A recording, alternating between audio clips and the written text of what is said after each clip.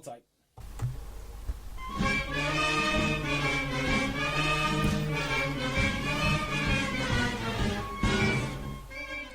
Hello, and welcome to this. It is the EggChasers Rugby Podcast, the podcast about rugby, doesn't take itself or the game too seriously. I'm here with, well, I'd say, the Greta Thunberg and Andrew Tate of rugby, Phil and Tim. How are we, boys? Who's who? I'll let you decide. Let our wonderful listeners decide. Hashtag Andrew Tate or Greta. Let us know on Twitter. Tim certainly burns as much fuel as Andrew Tate on his travels. Well, I mean, they literally share the same private jet.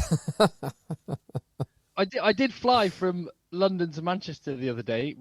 It's ridiculous. No trains, so I had to fly. The world is ridiculous, Tim. I didn't have to fly. Phil got the megabus the other week, but I flew. Yeah, you're not a man of your means doesn't get the megabus. Phil's just a lowly, high-level executive at a major construction firm, not a big-time celebrity.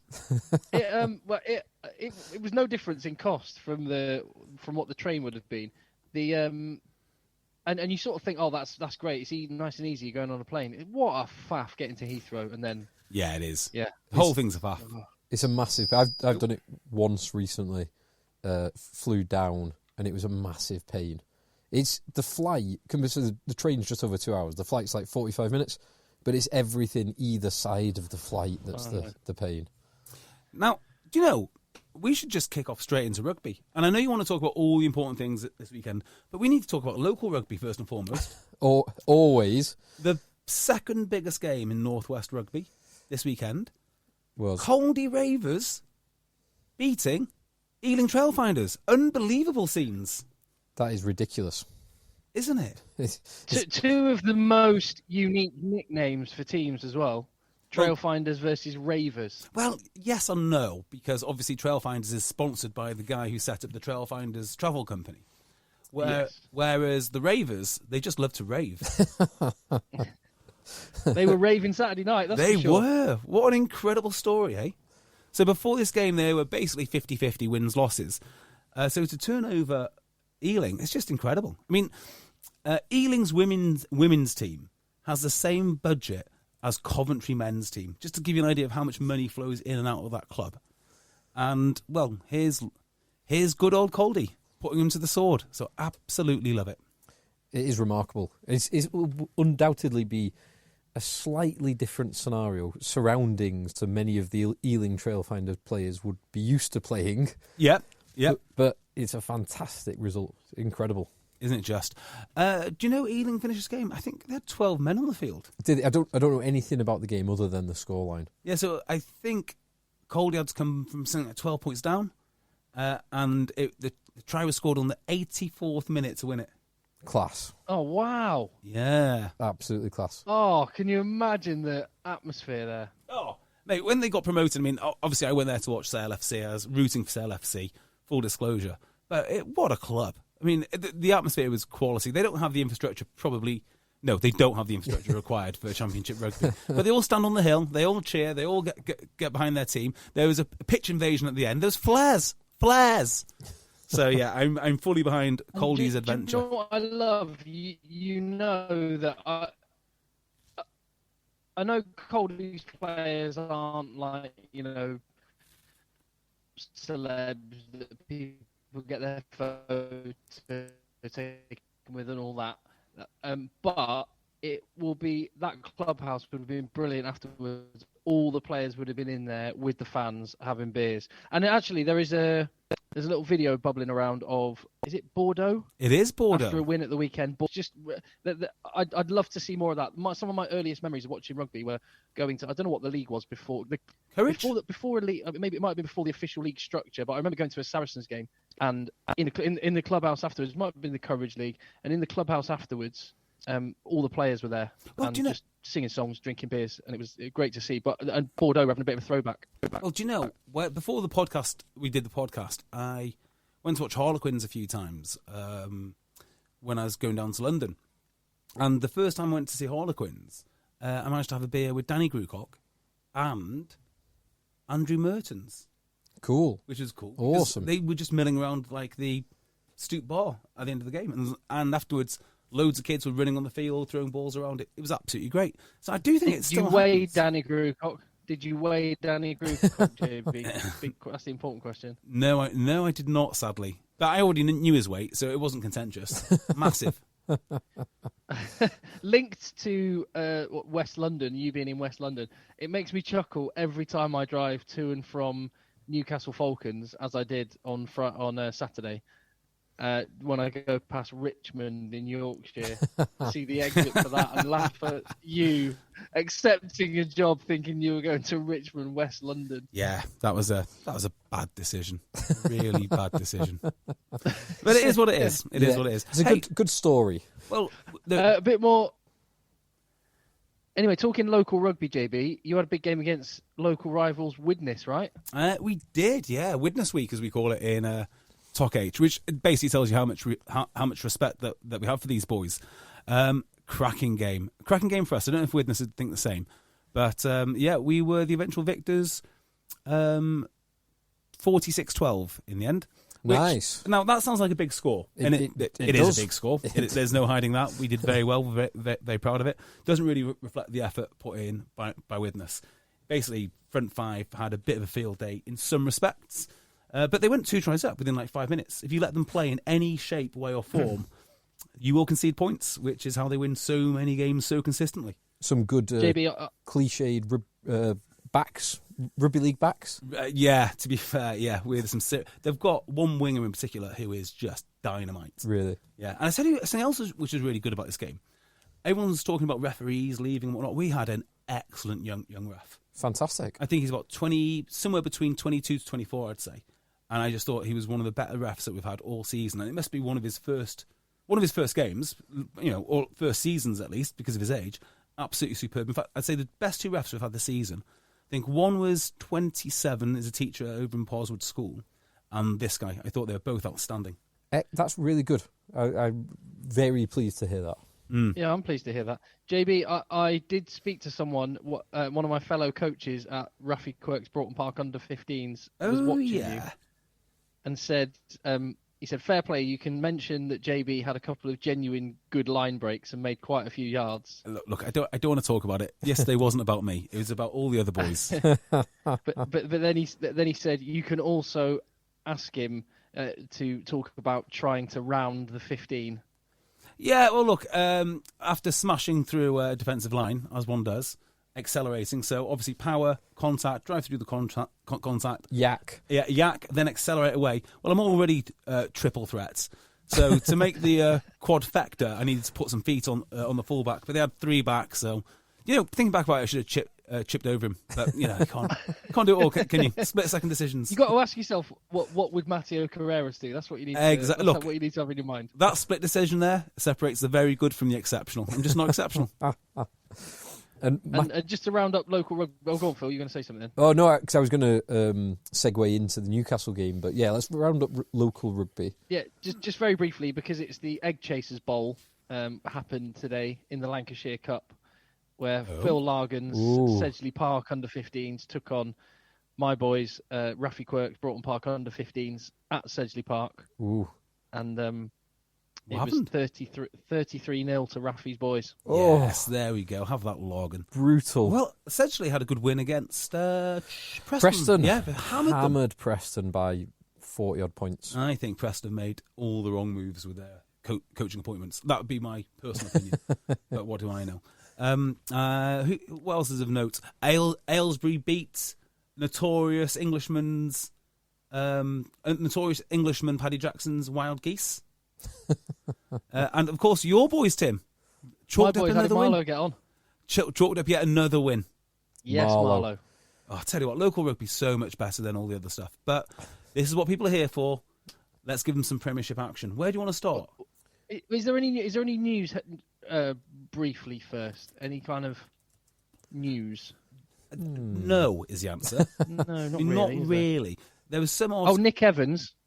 Sorry, yes, that's a fairly big bit of news. Let's go back round to Nick Evans later, because I've got some thoughts on that. And also, he's not left Harlequins. Is he not? No, he's on secondment or loan. Oh, because it's a short-term appointment, isn't it? It is, For yeah. the Six Nations. Yeah. Yeah. So I think that's quite interesting in of itself. And I think Evans was talking about it today on BT Sport. It is interesting. And also, Gleeson obviously was doing that role, but evidently it looks like he will not be doing that role, at least in the short term. You know, and I should save this for exactly the thing I said we were going to do before, which is talk about later. I love the idea of coaches staying with their clubs, perfecting their art, and then going to England later. I really do. I like the idea of, if when I used to play Football Manager, Championship Manager, even when it was before Football Manager, when you get the international job, you keep your coach job, you keep your club job as well. Rightly so. So I don't see why Steve Borthwick couldn't still be at Leicester and be doing England. Well, if I can do it on Football Manager, then they should be able to do it in real life. I mean, on a serious note, though, we expect the players to do it. We do. So why can't coaches do it? Their preparation is slightly different. It was interesting. I saw Borthwick. He was definitely at the. Which game was he at? It was one Gloucester. of the games. He was at Exeter on Saturday. Mm-hmm. He was at Gloucester on Friday. I think he was at Quins today. So I was actually thinking, this is probably Steve Borthwick's dream job. It's my dream job. Certainly. He just gets to watch every second of rugby that he possibly can do, and get paid to do it. Interesting, isn't it? I wonder what he thinks of all this so far, and I wonder what difference it will make to his team selection on 16th of January, which is a week tomorrow. Exciting stuff, isn't it? It is. Exciting stuff. That is exciting. So do you want to start with Newcastle? I'd start there. Go on then. Why do you want to start with Newcastle? So 2 reasons. Well, 3 reasons. 1, Tim was there. Were you, Tim? He got Didn't know that. He got to interview the man behind the incredible, or the man on top of the incredible quads that is Mateo Carreras. Good God, talk about Steve Borthwick having the perfect job. So there's been 2 BT Sport live games at Kingston Park this season. I've worked both of them, and both times I've handed a medal to Mateo Carreras. Wow, what's his English like? Because I didn't see your interview. I didn't see the game. Unfortunately. Yeah, he's all right. He was all right. Yeah, not bad. Where was he playing before he showed up? More's the point. You should. I snuck a bit of Spanish into my interview. Oh my God, Feliz Navidad got in there. What does that mean? You're just like Joe Marler, Tim. Love it. What does that mean, Tim? Merry Christmas. Because I said it looked like you had a Feliz Navidad with your Argentinian compatriots. Tell us about that. Wow. I don't know if you saw the pictures and stuff, but they all got together at Julia Montoya's house. Did they? I didn't see cool. that, but that is very cool. That's very cool. From all around. From all the guys from around the UK. Because he'll be more. Together. Yeah, he'll be more central, being kind of East Midlands. And probably on the best contract. And he'll be on the biggest wedge, so he'll have a bigger house. Very good point. So Mateo Carreras was at Jaguares, but only for 1 season before he came to Newcastle. Because he's only 23. Jesus. He's so young. I mean, I can't believe that. I can't believe any winger can go to Newcastle and outshine Radwan because of the quality of the guy. I know. It's like he's not there. Well, it almost is. Radwan is getting no headlines. Mateo Carreras is just doing everything. And including in this game, I think it was, Tim, you'll know better, but he dumped, I think it was Matt Scott halfway through the second half. Correct. He absolutely smashed him. And Matt Scott's a big boy. Matt Scott's an international outside centre. Yes. And Mateo Carreras is not a big bloke either. So, fun fact about Matt Scott, tends to avoid the gym because he puts on weights too quickly. As in good weight. Good weight. So, was meant to be a fly half for most of his career. Just gets too big. So plays 12 or 13. We've all got that problem. Don't we just? So what was your impression of the game then, Tim, other than Mateo Carreras? Because he was doing everything. It seemed to be Newcastle's game plan was just give the ball to Carreras, which I can't see much fault with. Yeah, so I think what's important to remember is this is Newcastle's 3rd home win in a row. The other 2 wins just before Christmas were against Sale. Bearing in mind how well they're doing, I think you've got to actually point out that Newcastle are doing some really good things. They beat Sale and Exeter. Their defence was really good against Leicester. And as much as we talk about Mateo Carreras, some young English lads have really showed up. Tom Penny was great. Brett Connon was brilliant. And I think Dave Walder's doing some really good things with their attacking shape. And Mark Wilson, in charge of their defence, is doing some really good things. So at home, they're a match for anyone at the minute, and they're 5 points off the playoffs. I know you say young. I don't think any of those boys are young. Unheralded maybe. I think particularly Tom Penny. I think they're all starting to get up a bit in age. How old's quite possibly Brett Cunnan? I thought he was quite young, but I could be wrong about that. Yeah, I think is he from Carlisle? Let's have a look. I think he plays junior rugby in Carlisle or Penrith or somewhere like that. Born in Carlisle. Oh well, that's okay. Well, I'm on something. He's 26. Oh, they are. There you go. But anyway, so they were great, and they do have that X factor, and it was, and what was really nice in terms, I was talking about earlier about the old school atmosphere in some clubhouses. There is very much a bit of that, and it's partly because the crowd's smaller, and they need to work that bit harder. But Mattia Carreras was giving his boots to lads. Everyone wanted for ages afterwards. There were kids on the pitch playing and getting photos with players, and it does have quite a nice old school feel. And if they keep playing like that, then we're going to have to send the TV cameras up there more often. Yeah, absolutely right. How did Carl Ferns get on? Obviously, he just dominated the gain line. Dominated the gain line, obviously. Giant silverback that he is. I don't know if I can share one thing I found out about Carl Ferns. Bet you can. No, I probably shouldn't. Sorry. Give me a clue. Awful tease. I'll tell you. No, I'll tell you guys another time. But it's really interesting. Anyway, he in a Mac over and a polar way. What I love about watching Carl Ferns is he, from minute one to whenever he lasts, he always looks like he's absolutely knackered. Well, if you want someone who can he keeps going. Dominate the gain line for a World Cup, I'm just saying. Saying. On the flip side, I just to round off chatting about this, as much as I've said, the context is that Newcastle beat Sale before Christmas. This is not a good Leicester team. That they are missing some serious players. Yeah, I disagree with you. I think it's a great Leicester team. So I'm looking at the team and I have no issues with it whatsoever. No, it's a perfect storm for Richard Wigglesworth. You've got those coaches that have left, and their two best players, Montoya and Visa, weren't in the pack. I mean, look, they're good players.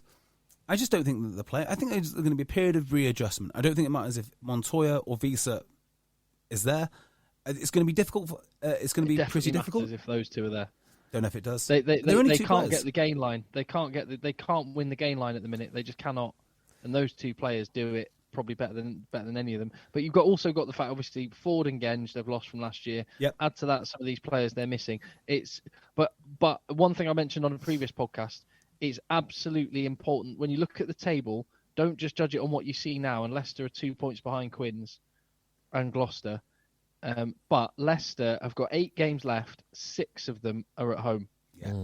Look, on Leicester, you need to remember this because it's going to be very pertinent in a conversation that we will be having in about 30 minutes' time. They are stockpiling big boys, big young boys, and this is really important. I mean, they've got something like 5 guys who are over 6'6", who are about 21, 22 and younger. So, did you see that young lad making his Premiership debut? He's played in the Premiership Cup. I forget his name. Ilioni, yes. Is this the big, strong boy? Yes. Is this the guy? Let me get this right. I think he was the under-20s captain. Yes, that's the one. Yeah. So that'd be yet another one that they've got. And they've got the younger Chesham. Yeah, who's bigger than the bigger Chesham? The older Chesham, who's still only like 21. Cam Jordan, Ollie Chesham, George Martin. They've got some big, strong boys. They're recruiting well over there. I want to have this conversation when we talk about Gloucester. Yeah. So, you're impressed with Newcastle. Well, I mean, they're 2 points behind Leicester, right? But without the game in hand. 3 points behind Leicester. 3 behind Leicester. Ultimate Rugby, why do you do Newcastle this? 5 points. Newcastle. Why do you do this, JB? Because it gives Newcastle are 8th. Newcastle are in 8th place, 5 points behind the playoff spots. Yeah, I mean, they can make it, can't they? If they carry on going, they can make it. There's a 10-point spread. Bristol could make it. I don't think they will, but they could because they're only 10 points behind the playoffs. Yes. In last place. Do you know what? It's exactly why the salary cap is so good for rugby. So, if you think about this, if we had just a free-for-all in rugby now, we would have a dreadful league. We'd have 2 clubs maybe, or 3 clubs, who would have all of the talent and they could compete in Europe, and we'd be all saying how great it is. But we can't afford that as a sport. So we're going to have to lose a lot of players to France. France is obviously the dominant league now. But you can't argue with the product which the Premiership is turning out week in, week out. And that is because they're all spending the same. And when there's only, the spread of points that you mentioned before, Tim, that's exactly what people want to see. I mean, the fact that Bristol are dreadful, but they could still technically do something is amazing. You say that, so you say everyone spends the same, and Pretty broadly much. speaking, that is true. But there must be some other stuff going on, because I was looking at the Bath squad and all the players that have been involved.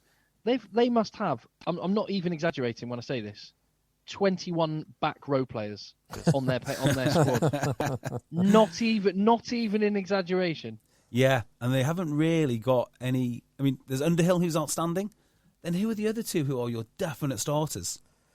But Underhill's injured half the time, so you've got to have another two boys to back him up. Yeah, Ted Hill now, but only Ted Hill, 100%. Yeah, but only because Worcester have gone. yeah, they happen to inherit Ted Hill. Yeah, and then it's D. Carpentier's played with a lot of 8 recently. Bayliss, Reed, Ellis. Miles Reed. I like, but he's probably Miles Reed is not a number 8, and he's not getting ahead of Ted Hill and Sam Underhill if they're fit. No, but Ted Hill can play 8. Reed is useful. Reed feels very much like the guy who you rely on week in, week out when Underhill's not available, which sounds like an awful damning with faint praise, but it's not what I mean. I'm just looking at their back row. Their starting number 8, if you could ever get him fit, would be Barbary. Oh, is he there now, is he? Yes, of course. Jokes. It's all a joke. It's crazy. So yeah, I'm looking at the list in front of me at the moment, and I think you're right, Tim. It is about 20 players long in the back row alone. Compare that to Gloucester, who've only got N+1 in any given position. I don't know, Gloucester. Well, Gloucester's main focus is storing up as many ball-carrying back rows as they can find. Yeah, but they've only got probably 6 of them. They've got a 6 and 1 spare, an 8 and 1 spare, and a 7 and 1 spare.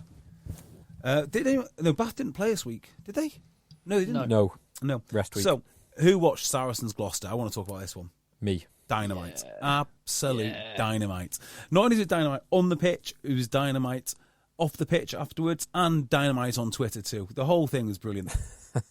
It was a remarkable game, actually, wasn't it? I mean, for a low-scoring game, there was 3 tries. One for Gloucester from Thorley, which was the pick of the bunch. That was the best try of the game. Yeah. And then there was the Malins try early on and the Van Ziel try after some very good interplay late on. But it was about much more than that.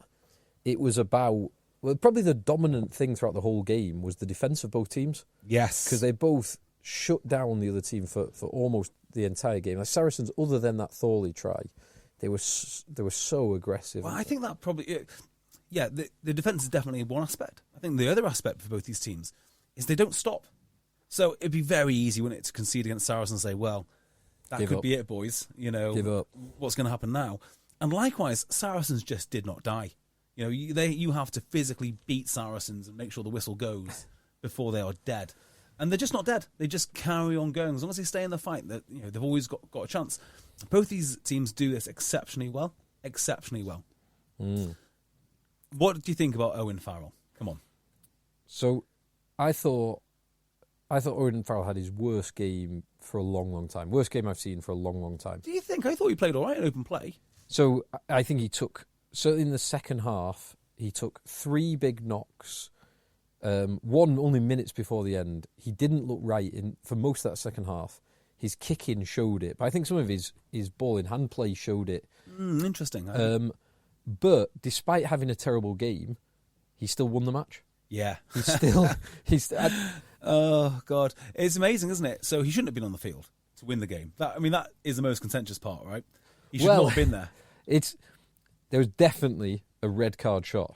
But it was Carl Dixon, wasn't it? Yeah, as he said, I can't go back.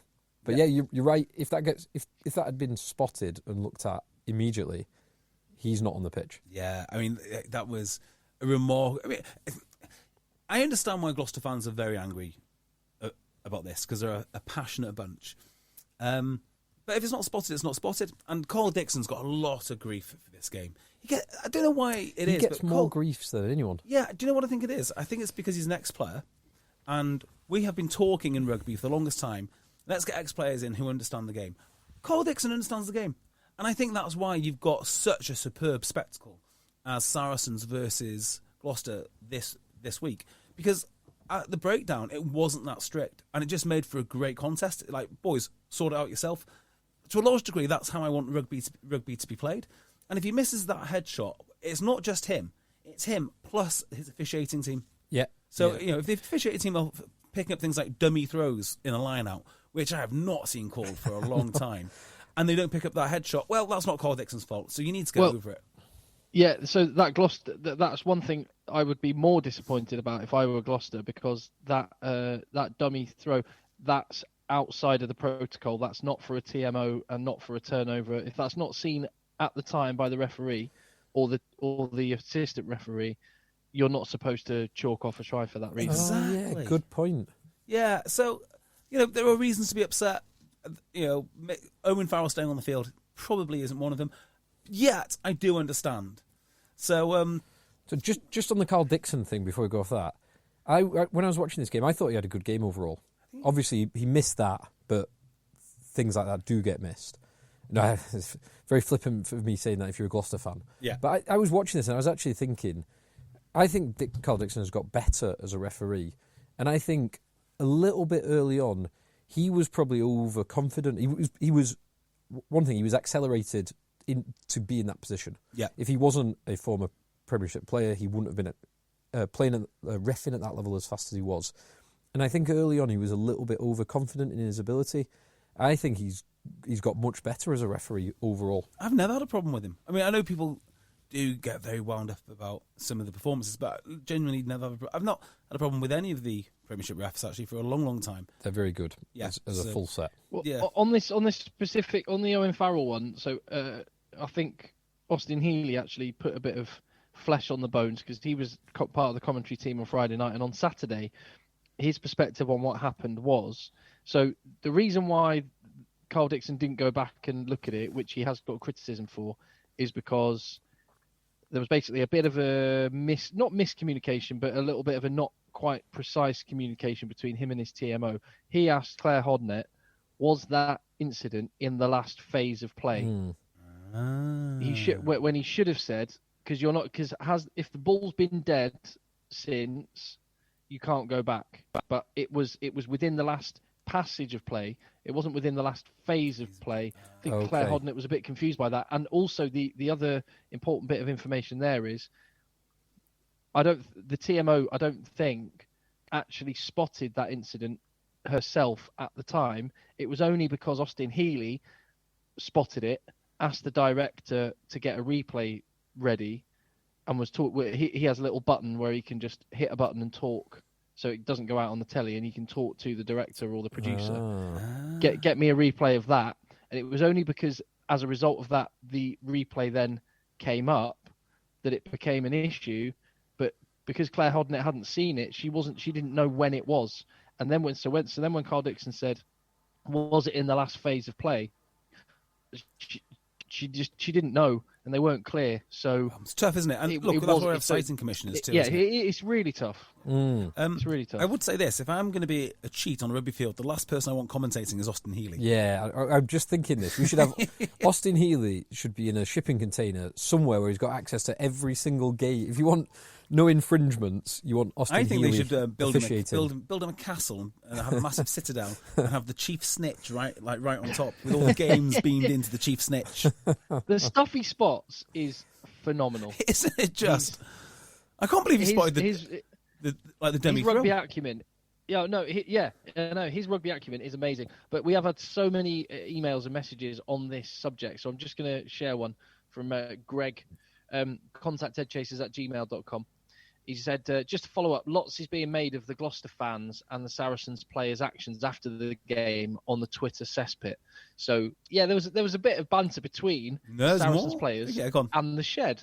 As there should be. And to balance this one, Greg's a Gloucester fan. He says his 2 cents is that it's all fair game. The Shed mocked the players in the game, Mm. and for all the Saracens players reacting after the game, going and clapping them, it's part of the pantomime. And glad Sarries lent into it. Genuinely think Gloucester fans would be better not doing it to Sarries fans in the game, though, as it just fires them up. I also and this is from a Gloucester fan, remember, I also genuinely love the pettiness from Billy V to post his first tweet in nearly 8 months just to add fuel to the fire afterwards. Quality shit posting. Yeah, well, that's someone who's a bit seeing the bigger picture a bit. exactly right. So BBC comedian Hal Cruden, who, by the way, by all standards, is a lovely bloke and a good rugby fan and all the rest of it, had a bit of a nightmare on Twitter. Posted something along the lines of Gloucester fans, not some Gloucester fans, Gloucester fans are characters in the same way Joe Marler is a character. Unnecessary dig to a great rugby player, but a very strange dig to an entire fan base. I'm just thinking, like, this. I don't think you get Gloucester if you think that. I don't think you get the Shed. I don't think you get the pantomime. I don't think you get any of it. And it also comes across as like a bit snobby. Now, two things can be true at once. You can be a great guy, so on and so forth, and also just have a misguided tweet. If you just put some Gloucester fans, I'd probably get on board with that. But all Gloucester fans, I mean, every time I go to Kingsholm, I absolutely love it. Mark Evans said, when he took over at Harlequins, everybody hated Harlequins. And his response to that was, well, we don't want everyone to like us. We just want people in, around the Harlequins area to like Harlequins. Preferably if they own Maseratis. Exactly right. No one else is going to have Maserati parking except for Harlequins. But this is what Gloucester does. Gloucester is a wonderful rugby club for the town of Gloucester. And it shows it week in, week out. And, the people that show up in the Shed are very similar in my mind to the people who show up at Northampton or show up at Leicester. We don't have enough passionate crowds. You mentioned before, Tim, that picture of Bordeaux and, everyone going wild. That's the sort of fan base I think that Gloucester, Northampton and Leicester have. I mean, it should be celebrated and not looked down upon because they're not from affluent North London. Now, I'm sure he doesn't quite mean that. But, yeah, I just thought you saw a lot of attacks from Saracens fans towards, the Gloucester culture there. I just thought it was a little bit untowards. Well, on that one, and again, we've got some very balanced Gloucester fans on this one. Rich Barber, contact eggchasers@gmail.com. Just a brilliant long email, Rich. I'm just going to pick out this part of it. He said, we're rightly regarded as one of the greatest destinations to play and watch rugby worldwide because we're passionate, it's atmospheric, and involved in events on the pitch. Absolutely true. Definitely one-eyed at times, but generally knowledgeable about the game and respecting of great players, and... Have you tried finding tickets for any live event lately? It's impossible to keep up, and prices are crazy. That's why you have to check out Gold Star. Gold Star makes it easy to discover the best in live entertainment in your city with instant access to awesome events and special ticket deals. Concerts, live theater, comedy, dance, food fests, immersive experiences. You name it, Gold Star has access to special deals you won't find anywhere else with savings of 50% or more. Go to goldstar.com and use code DCPOD to save $10 on your first purchase. That's goldstar.com, code DCPOD to save $10. Although JB may dislike this phrase, ambassadors of and for rugby values. Proud of our club, proud of our players, proud of our city. Now, he does point out, he says, Friday nights are a bit different. The positive side of this is why BT insist on sending cameras there so frequently. Exactly right. The atmosphere is electric, but it is worth acknowledging that the demographic is a little different. There's fewer families, certainly, and more younger adults, less familiar with the game and more interested in the experience and in consuming alcohol to enhance that experience. So lacking respect for the kicker, frustration directed at officials and singling individual players out for at times abuse are rarely seen at Kingsholm in the decades I've been attending, but all three evident last night. On Friday night. Well, look, the kicking one, so disrespecting the kicker. Good. I was going to ask, because obviously both of you have been to Kingsholm. I've never been there, although I need to rectify that soon. Yes. Is that the norm at Kingsholm? In which case, to me, if it's a historic thing, it's okay. If you're in a tight game and all of a sudden you throw tradition in the bin and start booing the kicker, I don't particularly like that. Well, look, I'm happy with the tradition being the tradition of inconsistency. So I'm cool with it. I don't know the answer. I think the answer to your question EOR. is no. I don't think it's the norm. No. I don't think it's the norm, Phil, and I think it was context specific. Were they booing him Nevertheless, when he was kicking or when he missed, though? Because I think they were doing the Eeyore thing when he missed, which I think's They were fair game. towards the end. They were booing as he was getting set. Ooh, tasty. But then I kind of love it because it's so Saracens to sneak out a win, to Yeah, exactly. find a Saracens way win to in the win, end. and then for them to just go, oh, we've listened to this for 80 minutes and go and do a round of applause Yeah. past the shed. It's so Saracen. I love it. That is Look, class. I generally have a huge amount of regard for both clubs. Huge amount. And Saracens have more than taken their lumps with all of this, you're a cheat, this, that, and the other. So they should know better. But there is a reason, isn't there, that BT Sport have had, Have they had 3 Premiership openers at Kingsholm? They had Leicester, Gloucester, did they have Exeter, Gloucester? And I think they had another one at Kingsholm. So there is a good reason for them going there. It's not just because It's brilliant. Yeah. It's so good. If you want an exciting Friday night, it's basically the only place to go. Well, there's many places to go, but that would be my place to go. So yeah, It's right up. It's right up there. There's few better places to be on a Friday night. Excellent. Well, one last thing in this game. Well, a few things. You got more? Well, yeah. I mean, Ollie Thorley. Well, that was the last thing I was going to mention. Perfect. Talk about Ollie Thorley. Just to see a guy who is at his peak. I mean, there was a try he scored. I think it was against Leicester about Ben Morgan, 3 going blind. years ago. Oh yeah, about 3 or 4 years ago. Ben Morgan, it's a steal under the post. Ben Morgan offloads to him inside his own 22, and he just goes for it. That try, but that season he was just scoring for fun. He was carrying. Matteo Carreras is now. Very, very much so. Yeah. He was beating defenders. He was hitting hard. He was running in tries all over the place.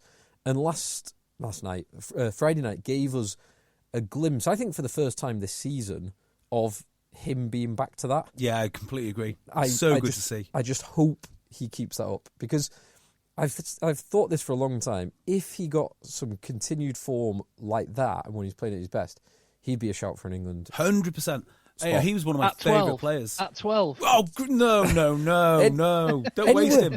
You could play it. He's big and strong enough to play right across the back line. I would play 15 Ollie Thorleys when he's playing his best. The problem with 15 Ollie Thorleys is only 8 of them are going to finish that game. Yeah, I need 15 Ollie Thorleys as backup. Yeah, at least 15. Who would win a game? 15 Ollie Thorleys against 15 Ben Earls. Oh, that's a great game. Because the try he scored, he rounded, it was good on Malins where he round, but he gets kind of half stopped. And Ben Earl is going at full tilt, and Ben Earl actually gets him 5 yards before the line, but he just slides over. So that was like a brief glimpse into that battle. Yeah. Just on the Ollie Thorley thing, let me Earls. mention this email. Alistair Hewitt, contact eggchasers@gmail.com. I remember you boys talking about which Union lads would do well in league a while back, and you mentioned Manu and Ollie Thorley, etc. But having watched Thorley for years at Gloucester, he plays like a front rower in the NRL. He absolutely does, doesn't he? Yeah, reckless disregard for his own health, an addiction to running full pelt, head down, straight and high. He had a hell of a game on Friday night, and it's so good to see him fit and firing. Maybe not England quality yet, as he's simply not had the minutes, but maybe soon. Yes. Right. So more about Gloucester, right? They've made me think. So you said N+1 for Gloucester in all their positions. Yeah. Okay, but I'm not sure that's entirely true because Gloucester do have an area of strength. They seem to have an unlimited amount of back row that can carry the ball. That is their strongest position. Yeah. So I've had this thought, right? Who are the highest paid players in rugby by position? Fly half? We did this a while ago. So there was something that said in the Premiership, second rows. Second rows, right? So why are second rows so highly paid? Historically, tight head props as well. Tight head props, yeah. Very highly paid. Is it because there's the scarcity of people that are 6'7"? Correct. Yes. Absolutely correct. Okay. So imagine this Venn diagram. Over 6'7" can actually run, because that's not a common thing with 6'7" men. Mm-hmm. Then want to play rugby, because that's not a common thing with any kind of man. and then have the skills to play professional rugby. And then actually the hardness too. You add all those little circles together, and I genuinely think you have a population in the UK of about 100 people. I really do. What do you reckon the numbers are? They can't be high. I think it'd be more than that, but it's not huge. I remember seeing something. But I actually think we could count it by just counting the amount of English second rows in the Premiership. One way that I can segue into this is, that because I've got a mate who is like 5'5", so he's short, but by men's standards. But honestly, he is like, if you stretched him to 6'3", he would be the ultimate catch as a man. He is so attractive, so clever, such a great body. He's got so much going for him. I just go, what man? He gets so frustrated because he just gets pied off by so many women. Anyway, but why? Because he's what? Because he's what? 5'5". 5'5". Is it you saw a film? So women on dating apps massively put over 6 foot in their criteria, but the percentage of men who are 6 foot or over is 15%. Well, yeah, I mean, we are a privileged few. So this is an interesting point. Okay, I have whipped out the what do you call that, Phil? It is a normal distribution, bell-shaped curve on heights. Normal distribution. Thank you. So to get to 6'4", right? No, 6'3", you are like 2 standard deviations out. It's way out there. By the time you get to 6'7", like there are just no men. I mean, there are few, but negligible. So here is my proposition: do what Gloucester do. Go and don't buy Johnny Hill, or don't buy Evan Etzebeth or someone because you think this is what you need. Spend your salary cap on the best 6'4" guys that you can and get loads of them, because there are far, far more 6'4" guys who probably can run better, be more powerful, be braver, because it's just a much deeper pool. And I think this could be the future now for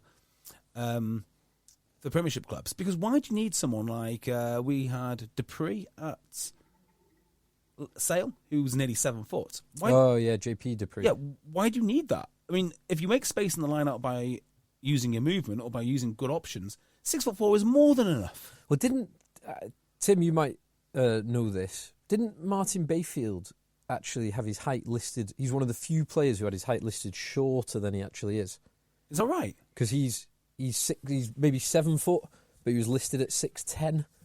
I don't think he's quite 7 foot. I'm Luke sure Charteris, I played rugby with him at uni. I'm telling you, that guy is 7 foot. There is no doubt he's 7 foot tall. But he's not. So he might be another one. So he's listed here at 6'9". Interesting. Yeah, there's no way Luke Charteris is 6'9". He's so much taller than that. Yeah. So that's interesting. Now, I've just looked up a similar normal distribution that suggests that 1%. This is America, so probably not too dissimilar to UK. 1% are over 6'4". So you're talking 1 in 100 would be there. 6'5". Just on Luke Charteris as well, his nickname in some quarters was Long Dog. Interesting. Why would that be? Because he's tall, I imagine. Yeah, I imagine so. Yes. So you're talking 1 in 100 have got the height part, and then exactly as you say, when you have all the overlapping Venn diagrams, they've got to have the hands, they've got to have the athleticism. It's why someone like Maro Itoje, when he's playing his best, and I'm not actually sure he is playing his best now, because he's even more on that he's athletic. only 6'5", actually. He is only 6'5", but he's even more on that athletic scale, and his ability to read the game when he's at his best is just incredible. Yeah, that's what I'd be doing. I'd be actually putting, well, not an upper limit. If they're there, great. But that's why what Leicester Tigers is doing is so interesting, because they are actively stockpiling these enormous men. Well, Exeter have done it for years. Yes, they have. Look at Daffy Jenkins and Chris Tashunza. Yep. Or Chris Tashunza. To his mates. Who are there now, who are 19, 20, and they both fit that bill. Yeah, but I'm not sure, you need to make the compromises. So if you've got a better player who can get around the park better at 6'4", I mean, I'm not saying those guys don't, because they do. They're magnificent rugby players. But I think that's probably a better way to spend your salary cap. Target those sorts of guys and pay them less. I think that's an interesting point, JB. To the broader point of Gloucester, I think Phil is right that it is generally N+1. I'm looking at the squad. So there's a few exceptions. They They now have 3 hookers. They kind of 4, is it not? They Henry Walker, the boy that played today, McGuigan, Sacchino, and is Walker. Henry Walker's. Oh yeah, sorry, yeah, Henry Walker's there. So yeah, they had 3 plus George McGuigan. The other guy who's injured, who I like, Singleton. Yeah, so they had 3, but they brought in a 4th. So in a position like that, because like scrum half, they had 3, Varney, Ian, and that's Chapman. fair. But then locks, locks, nothing. They've got 4 listed locks. Yeah, that is N+1. Centres, they've got 4 listed centres prior to bringing in Seb Atkinson. What have they got in the back row? Because I just feel they've got unlimited amounts of carrying options there. So this is listed: Ruan Ackerman, yep, Lewis Ludlow, yep, Ben Morgan, yep, Jake Pelledri, oh yeah, Albert Tuisui, yep, Geordie Reid. yep. So that's 6. That's your N+1. And then they've got Jack Clement, yep, who's listed. Oh, and Freddie Clark, who's one of their 4 locks. One of their Freddie 4 Clark. yeah. Right. So that's what they've done, right? So they just moved Freddie Clark at one, but he's a back row. Yeah. And then they've got a couple of academy boys. So they are basically N+1. They're not far off N+1. well, only because they moved Freddie Clark. But Freddie Clark, Ackerman, Pelledri. If they didn't move Freddie Clark, they'd just be N in the row. It would be N plus 0.5. So you've got your 2 starting locks and 1 on the bench. That would be it if they didn't move Freddie Clark. God, they lost some talent last year. Or was it the year before last? Well, no, not it mattered because they actually did better. When they had Mostart and Groblar. But they did everything they could. Gloucester, they will feel hard done by, and yeah, they will. They're still in the top 4, and they got beaten by a very good Saracens team, but will feel like they shouldn't let that one go. Yes. Yeah. So they can tell themselves a good story. Well, they should have won it. Well, they should have drawn it at least. That's my view. Yeah. Owen Farrell shouldn't have been on the field, but it is what it is. Take your lumps. Wait, Deal with it. I think there is, just on the Farrell one, I think there is mitigation of why it could be a yellow. So fine, but he's still not on the field, though, is he? No. I agree with that. I agree with that. I agree with that. In terms of the sighting thing, I think some people might lose their mind and think there's some, because genuinely there's some conspiracy theorists. I'm one of these. I mentioned it the other day. I mentioned it last week. How can the RFU be the arbitrator, the regulator, the judge and jury, and also run the Pro English team and say that there's absolutely no conflict of interests? Like Joe Marler resting up because of his 2-week ban is perfect for them. Perfect. But I would just say at times like this, it's when I hate Twitter at times like this because the game was brilliant and Twitter was dreadful, and some of the hot takes are ridiculous. And I think there's an account called Rugby Lad, and they did one today about Manu Tuolangi and tackle on Tommaso Allen, and it's just the clickbait that there is just ridiculous. Is Rugby sometimes. Lad like is there a load of lad accounts like Football Lad, and is that the sort of thing it is? Lad Bible. Lad Bible, yeah, that's the one I'm thinking about. You know when Lad Bible got their most views? Traditionally, when it was a big thing. Go on. Lad Bible get their most views between 2 a.m. and 3 a.m. on Friday and Saturdays when lads are in the car going home. In the back of taxis, apparently that was like their busy time. Wow. Ridiculous. Isn't it just? Yeah, well, I tell you, the other one as well, it disgusts me, is the account Progressive Rugby. They use every single incident and wear it like a skin suit to push their agenda for whatever it may be. And I don't know what their ultimate goal is. Is it banning of rugby? I don't know. Is it just building up their own profile so they can have a bigger say? I have no idea what goes on there. But pretty poor all round, actually.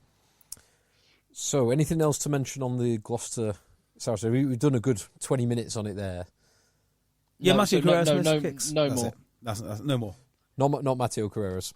The other one, Santiago. Santi. Did he Another absolute superstar from Argentina. Did he miss 2 kicks or 1 kick? Yeah, 2 kicks, and one kicks. was really, really easy. Farrell missed 4 out of 6. Yeah. Well, it suggests to me the wind must have been horrendous.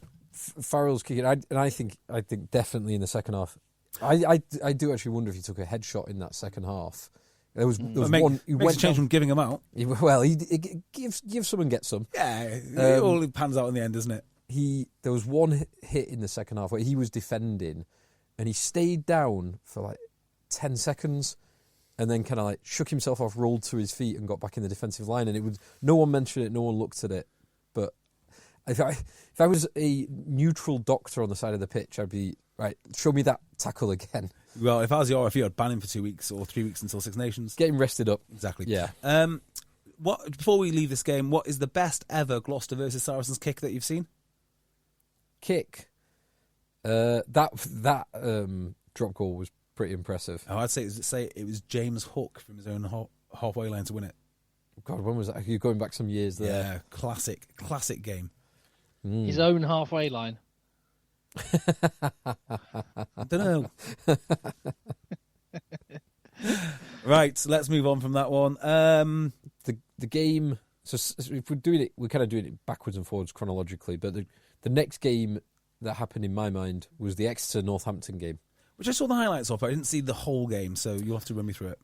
So it was. You don't need to go into great depth on this. It was just Exeter were very good. Northampton weren't. Yeah, but it was Exeter being back to their best, although Northampton are the perfect team for Exeter to look like their best. Yes. Yeah. Exeter, they played with a lot of confidence and a lot of aggression. They kicked for the corners early on and scored 3 tries in the first half because of it. And Northampton got no change. And Northampton were unable to get any go-forward ball up front, and therefore their exciting backs, certainly in the first half, their exciting backs did absolutely nothing in the first half. I love that about rugby. The matchups make games because Northampton looked brilliant last week, and it's like, oh, they look really physical. Well, their set piece looks good. No, you're playing Exeter now. Do you know the problem with Northampton is they want to play like Harlequins, and they can play somewhat exciting rugby on occasions, but they don't have the ability to do the exciting stuff against physical teams. And Harlequins do. And I don't know why Harlequins are able to do this and Northampton aren't. But to me, they look like similar kind of teams. I know people who really watch the game will say, yes, they do things slightly different and yada, yada, yada. But they're similar sort of teams. Just Harlequins can tend to do it on the bigger stage whenever they want. And Northampton just capitulate. The difference, and we'll ignore this week from the Harlequin side of the equation, but the difference is Harlequin's front row is significantly better than Northampton Saints' front row. It is significantly better. That's a huge difference. When Harlequins don't have their starting front row, that really hurts them, actually. And we saw that against, was it Leicester that gave them an absolute beatdown? Well, Sale gave them a beatdown this week. Well, yes, they did. They really did. Yeah, they did. And front, I'd go so far as to say front 5 as well, because when there's no Tizard and Levis, and you take out some of their props, you are front 5. You go from very, very good as they were when they won the league to average. And just on this game, I thought the 2 big young lads that I mentioned before, Jenkins and Tashunza, both had excellent games. Yeah. Worrying thing for Exeter, Luke Cowan-Dickey, who scored 2 tries, went off with what looked like a bad knee injury. So bad for England, bad for Exeter. Agreed. And other than that, Woodburn is definitely, we were talking about hard-working wingers. Woodburn is definitely a harder-working winger than Jack Knoll. Definitely, yeah. I'm 100%. That's incredible, because that's literally Jack Knoll's calling card. Yeah, I'm 100% certain on that. I love Woodburn. I think he's class. He pop up so much on the shoulder of the 10 and stuff, doesn't he? He does work his nuts off. We should have like the hard-working index of wingers. So you'd have like game involvements, and his carries, tackles, and like ruck clear-outs, because he runs that supporting line so often and ends up clearing out so often. But just like the great Miles Benjamin. The great Miles Benjamin. So, I put O'Flaherty in that category. Certainly Thorley is a hard-working winger. Caden Murley. Love Caden Murley. There's no one who I was thinking of before. He's now skipped my mind. Actually, Harry Potter. Yes, the Leicester guys. Yeah, Potter's a good shout. Potter. Someone else who's in. And he's gone. Never mind. Freeman's also a good shout when he plays wing. The boy at Bath who runs like a horse. McConaughey? No. Will Muir. Will Muir. Wow. Yes. Love Will Muir. Massive. God, England got some. Is that why he's called? That's why he's called horse, is it? Apparently. Like a horse? Yeah. Apparently. Apparently, his dad is farming stock, and he's incredibly strong. I don't doubt that. Yeah, I don't doubt it one bit. No part of me doubts that. And one final thing from this game, I've said this before, but there was a shot of the Simmons boys together, and Sam Simmons. So it looks like they were an experiment at birth. Sam Simmons was like sent to the Marine. He grew up in the Marine Corps. Joe Simmons was sent to Deloitte to work out in the library. Is the difference between the same genetic structure, but they're just totally different conditioning. Like the movie Twin. It's a bit like the movie Twin. Yes. Yeah, totally. And the only other thing to mention is it did make me chuckle that celebrating managing to get back and avoid a try being scored against him. Josh Hodge went to give his captain, the club captain, a high five and just walloped him in the face. Perfect. And yeah, Jack Yendall sort of going up to his fullback who'd worked really hard, and then spending the next 10 seconds walking back towards halfway, holding his eye. Very good. Well done, Exeter. So I've been looking forward to talking about this one. Let's pause and preamble before the game. Did anyone read the article in the Times written by, I think, Alex Lowe about Sale? I didn't know. Did you see it, Tim? No. I couldn't get past the starting 3 paragraphs, to be honest. Go on. So starting 3 paragraphs are saying, the headlines are like, we're building our own culture at Sale. Now, I have many, I don't have criticism. They're a great team. And we're going to talk about how great they are in a second. But in this article, right, in the 3rd paragraph, it's talking about culture. And it describes, can I just read it, actually? You might as well just read it. I may as well just, I still can't believe that this happened. I can't believe that this happened. And it's just so, well, you'll see what I mean. Where's the headline for it? Never mind. Just while you're waiting for the headline. It's Wednesday at Sale Sharks. Oh, you got it. Okay. Sorry, it's Wednesday morning at Sale Sharks Carrington training base, and Alex Sanderson, the director of rugby, steps out of his car in full fancy dress. Ahead is a big day of preparation, with Sale's 2nd versus 3rd match away to Harlequins on the horizon in a bumper block of fixtures in which they will face Toulouse, Ulster and Bath before the Six Nations. The club is building something special, and there is some hard work behind that progress. But everybody needs a slice of fun. Here we go. Sanderson has been ordered to come in today as a pimp because he turned up a little late to a meeting last week. What? As a purveyor of sex workers? Is this the kind of culture they need to build? What? I was like, how did you ever let this get into the paper? Oh, why is he even doing this? Oh my God. There are some things. No, I love this. But there are some reminders every now and again of just how small rugby is as a sport. Because could you imagine Jurgen Klopp? No. In full-on pimp outfit, fur coat, fedora hat, purple. And can you imagine like the meltdown that there would be in the media if that were to happen about how this is like any organisation, like undermining the plight of women? Like the CEO of bloody, women. The CEO of bloody EasyJet walked in today dressed as a pimp. Why? Oh, he's late for a meeting. Standard behaviour here. I love it. I love it, Jay. Love it. So I half love it because I actually think it's really important when you're in a position of seniority to be able to like laugh and allow the people around you to rent out women. So I think the principle is great, like to be able to, and particularly when it's when to switch on and when to switch off. Oh yeah. However, you could have potentially picked a more appropriate outfit, especially given some of the like Fred West. Slightly more appropriate, particularly given.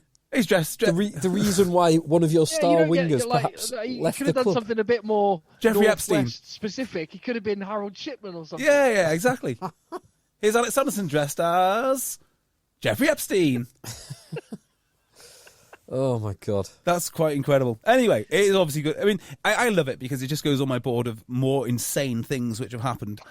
And they won. That's the most important thing. They can dress like pimps if they win. That is my rule. And they followed up a beatdown of Leicester, Yep. of champions, to a beatdown of the previous year's champions, Harlequins. I mean, imagine, because I'm going to be at Sales to Lose at the weekend. Oh, and I'm just God! imagine if the fans got so into it that you imagine one block of the stand with like 300 pimps. Oh my God. Oh, imagine. On Malbec Sunday as well. Yes, exactly. Get the pimps out. Do you know I said I've only read three paragraphs? I was serious because I've missed this on the fourth paragraph. Upstairs in the gym, he's asked to perform a short dance as Dr. Dre blasts out over, and then they've got no more. So he's also, that happens. So the game. Let's talk about the game. What utter domination! Sale have looked totally dominant up front the last 2 weeks. Totally dominant. Yeah. I mean, there's lots to like here. What I particularly like are the performances coming out of guys who are unheralded. So everyone knows how good Tom Curry is. Everyone knows Johnny Hill's a lion, so on and so forth. Gus Waugh has been outstanding. He has. Rob Dupree has been outstanding. He really has. Sam McIntyre. Form Premiership winner. Yeah. Premiership 10 even. I mean, Sam McIntyre, yeah. I thought Sam McIntyre had shown up because he's from the Northwest. Wasps are in a tough place and, going to see out his career. He's just gone and won the starting job, effectively. He absolutely battered Dan Cole last week. And this week he's up against Wilco Lowe and he still does awesome. Yeah. Now, it would be hard for him to win the top job ahead of Bevan Rodd. But yes. He's different, isn't he? They are different players, but he's playing really well. Yeah. He's playing really, really well. The conditions suit. I mean, I wouldn't want Bevan Rodd on the field today with those conditions, regardless of how good he is, because you just needed big men pushing things about. But it was a dominant display. In terms of their attacking shape, one thing I love is they ran. I think it was for the Rob Dupree try. I can't remember. Anyway, they would run the same shape again and again, and do different things with it every time. Well, yes, the O'Flaherty try early on. Where that's the one. That's the try. Yeah, Manu through the middle. Manu being a threat to fix Esterhazen, and then it was out the back, and it was out the back to Reed, Luke James, who went through the middle, and then offload to O'Flaherty. And they repeat it the same move next time. Yeah, but they send Manu up the middle. Yes, it makes sense, doesn't it? If you score off that, they're going to be wary for that option. You got multiple options. Use your multiple options and carry on doing it until they don't know it. In that game, they do know it. In that move for the O'Flaherty try, the gap that Luke James went through, he went outside. I think it was Marchant, but Esterhazen had started drifting across, but because Manu had fixed him, he couldn't drift across enough. So Luke James just had a free run to then draw, I think, Nick David and pop O'Flaherty in. I think Sale are going to win the league. I really do. I mean, Saracens are the major threat. They're ominous. I don't think anyone else can even come close to Sale the way that they are now. So it'd be. I think that's the most likely final, Saracen Sale, because they agreed. They are. Agreed. Well, Sale are 12 points clear from third place, and Saracens are 9 points clear from Sale. So Saracens are definitely finishing in the top two. Yep. Sale are highly likely to finish. It would take a pretty stark fall off from Sale and everyone else to go on, or one of the other teams to go on a big run. Yeah. So those are the top two. And I back those at home against any one of the rest. So I got into a little bit of trouble sort of season. I was like, Sale just aren't good enough. Looking at their team, they're not good enough.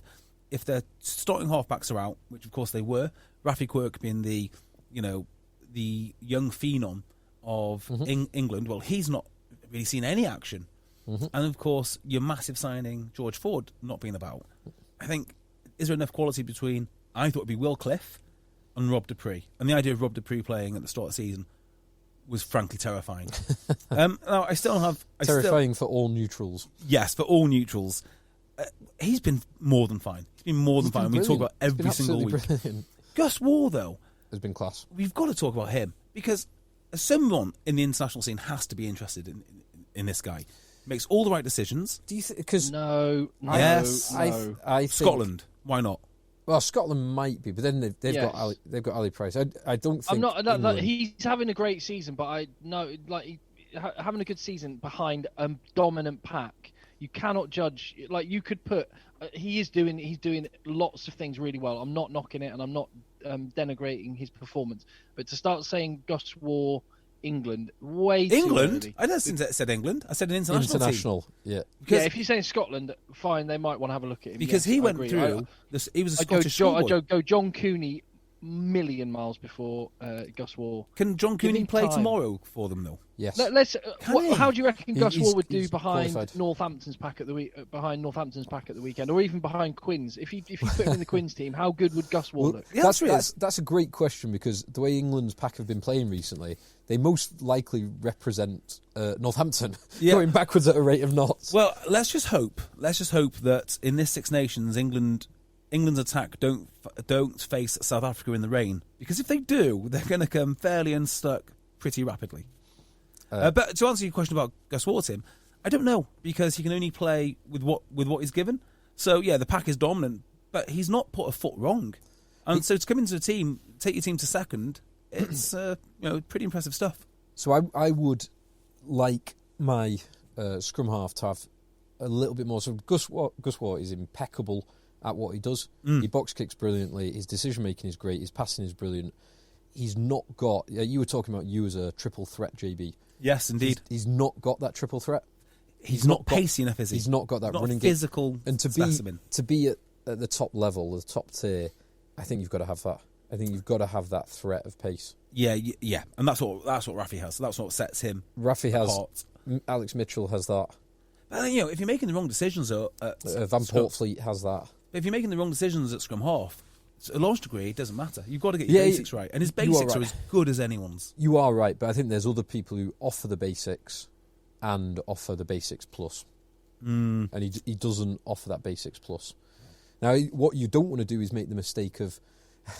so some might say that the mistake that has been made with, say, Sinclair, for example, where he offers all the extra stuff, but not the basics. Yeah, not exactly. You don't want to select pace over having a good pass and a good box kick. Who was the scrum half who was at Glasgow, Racing, Bath, Exeter, Nico... Nick... Malawati? Nick Malawati? Groom. No. Oh, the Nick... yes, I know who you mean. who could do everything except for scrum half jobs. He was a great winger. Amazing winger, Rapid. amazing attacking threat. Absolutely rapid. But the anti-war. Yes. Yeah. So, good win. Bit concerning for Quins. Lost. He was at home to Bristol and at home to Sale. Now, losing at home to Sale is not that concerning because they're a very good team. Losing at home to Bristol the other week, more concerning. Well, in the way that Tim mentioned about Leicester missing some players earlier on, you can't deny. Quins, Marler's not in. Don Brandt did not look comfortable in the wet, to put it mildly. Just not his sort of game. Tizard is missing. That is a blow. Tizard? Oh god, they've lost Tizard. As in, sorry. I mentioned him in terms of Quins, but I mentioned him in terms of from last season. But Right. Yeah. Archie White. Levis. Archie White and Luke Wallace are fine players, but they're not Will Evans. They're not. Oh, what the hell's his name?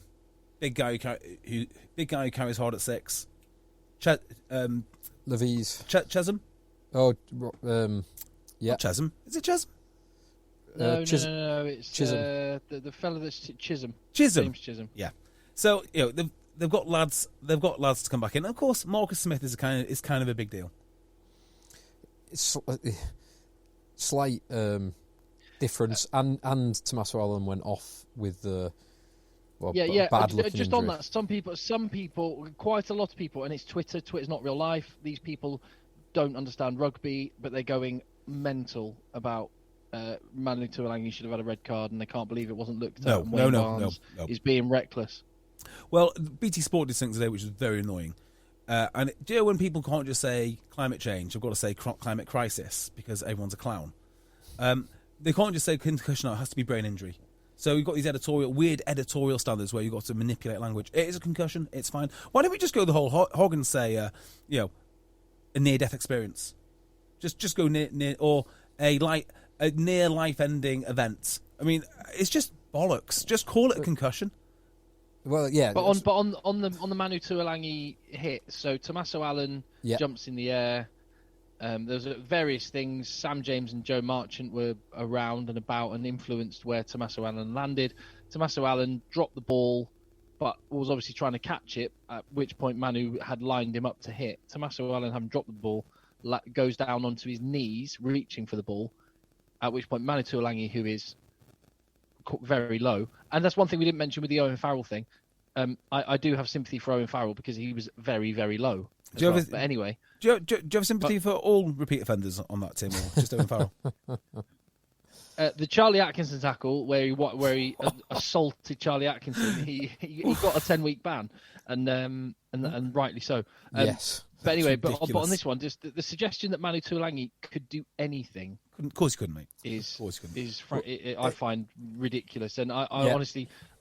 I just have massive sympathy for. Well, it depends what your intention is. If you just want to legislate any time a player gets a head knock, then fine. If that's what you want to do, crack on. If you want to try and quote unquote change behaviour, then you're going to do nothing by banning Manu Tuolangi. Correct. Now the interesting thing will be, it did actually, the height of both players reminded me of the Ben Earl red card from a few weeks ago, which we said was kind of ludicrous at the time. And it did get rescinded. Did it get rescinded? Yes. All right. So that's good. So that will be the precedent then for this. Yeah, because they were a foot and a half off the ground when contact was made, and it's horrible. It's unfortunate. We all hope Tommaso Allen recovers because it was nasty. He was down for ages, but you can't legislate for everything. Every accident. No, nor should you want to, and nor should you want to eradicate the risk from rugby any more than you'd want to eradicate the risk from someone skiing. It's as we talk about many times, the inherent risk is part of the reason why we watch, play, support, and engage with rugby. Absolutely right, Tim. Now I didn't see this game, but it looks like London Irish broke Bristol's necklace and threw them onto a dog bowl, from what I can tell. Well, so I've not seen it either. It's 2-1. Tries from Bernard Janssen von Rensburg and Ben White for Irish, and one from Harry Thacker from Bristol. But the interesting thing about this was Birmingham's own Paddy Jackson dropped out. Wow! just before the game. So Rory Jennings played the whole game at fly half and slotted. Got the 2 conversions and 3 penalties to make the difference between Irish and Bristol. Interesting. It's got to be one of the first games in the Premiership Paddy Jackson hasn't started in years. Yeah, it's a long time. Wasn't it 60-something consecutive games? I'm just looking at the stats on this game. There is one telling stat. Penalties conceded. Irish 8, Bristol 17. So that's that never helps when you are conceding 9 more penalties than your opposition. But another team where you look at, and we talked about the composition of Bristol's squad and all the rest of it, but the number of the amount of cash not out on the field for Bristol again. Yeah, but there's actually, because of the big boys. So Piatau wasn't playing of their big boys, but Luatua was playing. McGinty was playing with Sheedy on the bench. Randrandra was playing. Genge was playing. Sinclair was playing. So there's fair. A lot of cash. I mean, just in those boys alone, there's as much spent as some squads in those boys. There's as much spent as the Ealing Trailfinders women's team. Well, I'm glad that Bristol lost, and that's the end of it. Now, there's one thing that I will just mention, but congratulations, JB. Go on. On the Beardmore Lagan Cup. Yeah, devastating. Did I beat you in FDR? No, not in No, the other one. Benetton. I think. Oh no! With not long left to go, you had only scored 4 points in FDR this week. How did I forget the JB Logan Cup? Most coveted prize in the other league, which isn't the Premiership. Over in Italy. Of course, Fortress.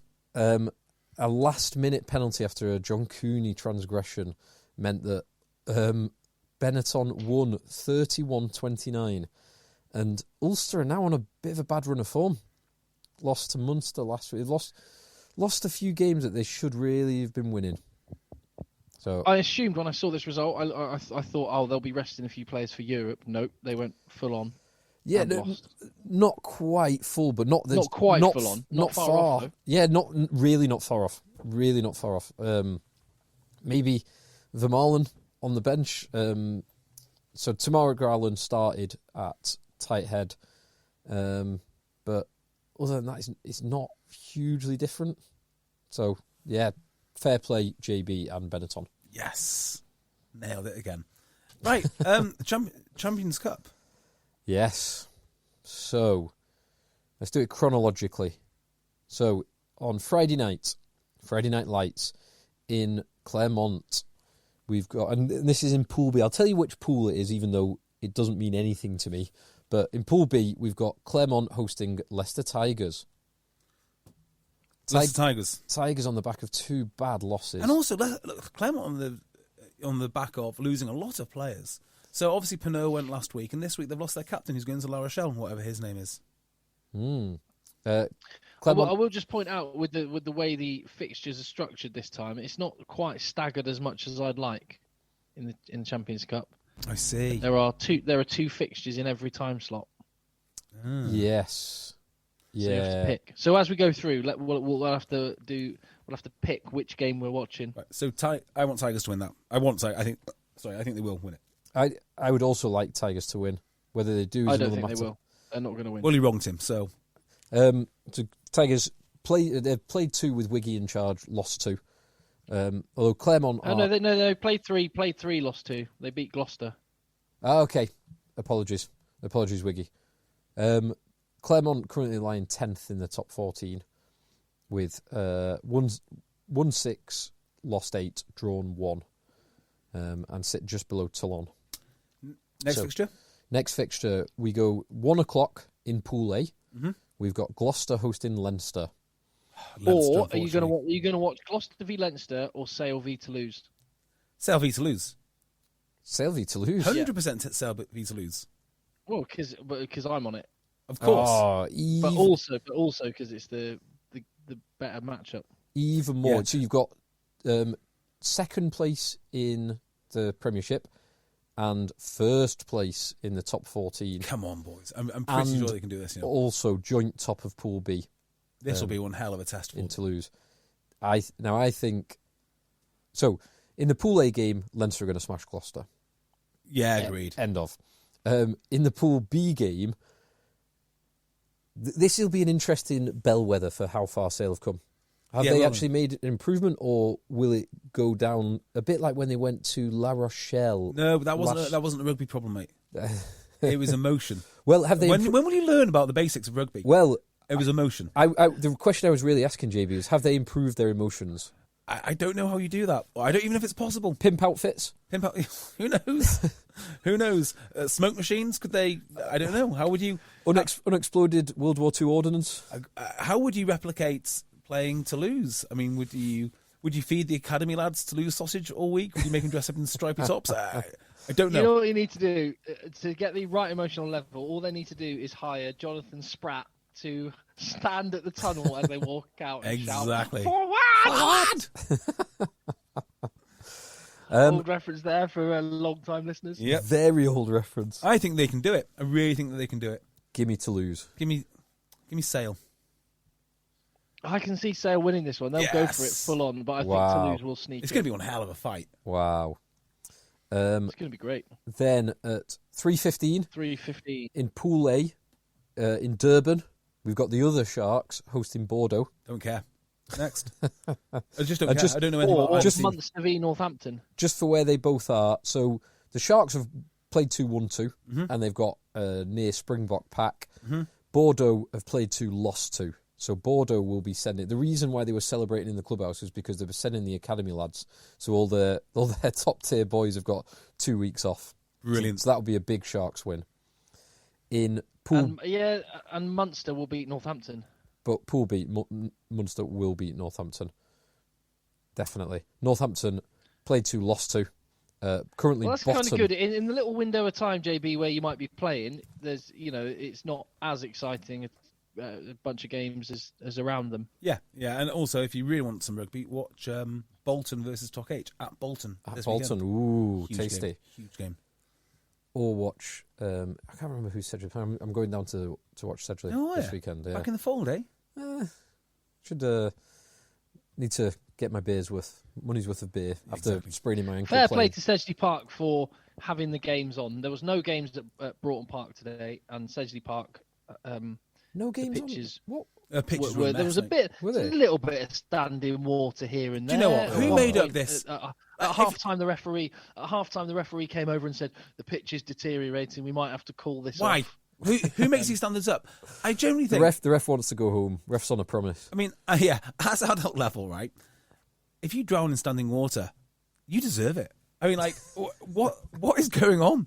How messy does a ruck have to be for someone to drown? I mean, I don't know about you, but I used to watch 999 as a kid, and cars used to regularly go into canals in that program, and they'd be underwater for 15 minutes and they'd still survive. Standing water it's not a threat. It's not a threat. How long would I have to hold your face in standing water? Let's find out, Phil. Let's do an experiment and see how long it takes me to kill a man in standing water. Like, it's just, what are we complaining about? Well, the ref let the boys play today, so that's fine. Very Fantastic. good. We have to abandon it. It's so pathetic. So 5:30, Phil. 5:30 in Pool A. We've got the Bulls, they've played 2-1-1 in Pretoria, hosting second top and one of only 2 teams who have got the maximum 10 points. Exeter Chiefs. Exeter. Who Rob Baxter said will be sending a good team to South Africa. Of course they will, because they're top. They should qualify. Not only qualify, they should qualify with a home last 16. It's tough though, isn't it? Because they're gonna have to get that travelling out of their legs, going there and coming back. Do you think that's a thing, Tim? I don't think it's a thing. Everyone talks about travelling being a problem. So it must be a never thing. found this a problem. So it's the thing, Phil. You've played enough games at National 1 level as I have, where you have a long bus trip and play a game, and that is tough. Those like 6-8 hour bus trips. So there are 2 things with this. Obviously, they're not travelling the day of the game. Like times when you're playing away in London or the southwest, you're on a bus for like 4 or 5 hours. Yeah, and you arrive an hour before kickoff. Try and walk it off. That's not much fun. Now this is a different sort, because for the first question would be, so they've got 20 hours. They've got a day of travelling. They've got a week in between. So when do they travel? Because the closer you travel to the game that you've just played, you're going to compromise your recovery, because you're squashed in an airplane seat for 20 hours. The closer you, or further away from the game you just played, the closer you are to the game that you're going to play. So neither way is great, in all honesty. No, it's and not. that is that part, JB. It's the sleep, the way it affects your sleep. You can't eat properly. Dehydrated. You sound like Prince Harry. That air. You sound like Prince Harry. Recycled air. Send it to your therapist, mate. I don't care. Like, what are you talking about? It's fine. No, what I'm saying is, like, at the very elite level, that little few percent that travelling has on you can make the difference between winning and losing. Nah. But the interesting thing will be, so Exeter, obviously, you're going midsummer. You're going from midwinter to midsummer. So there will be, even just going from, I bet it was 5 degrees in Exeter on Saturday, and they'll be playing in 30 plus degrees in Pretoria. Good. Enjoy it. So that is a tough ask, but I'm just going to say it again. Have a great time, Exeter. This is a farce that this game is happening. South African teams should not be in this competition. Oh, and it's also I hate it. It's also at altitude. Unless BT Sport want to send me to an away game, in which case I'm all for it. Oh, it's also altitude. Never mind, boys. See you around 35 degrees at altitude. Bye. You've got 24 hours to prepare for it.